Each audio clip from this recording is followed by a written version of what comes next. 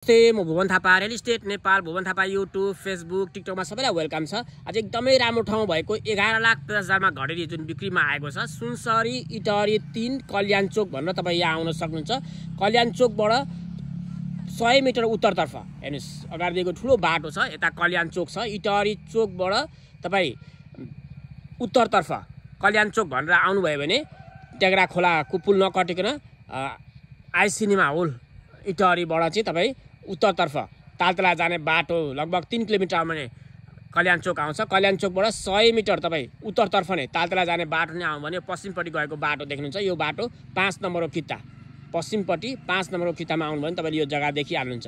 हेर्नुहोस्, 30 फिट मुख 31 फिट लम्बाइ भएको 14 फिटको बाटोमा टच भएको यो देखिएको जग्गा यति राम्रो जग्गा छ। घरबार बस्न छ, वरिपरि घरहरू छन्। 11,50,000मा आएको छ। देख्नुभयो, राम्रो ठाउँ छ।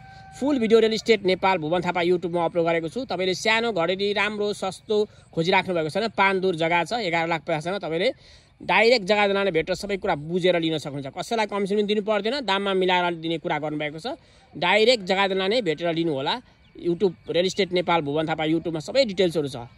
इटहरी चोकदेखि यहाँसम्मको डाइरेक्सन पनि देखाइदिएको छु। Thank you.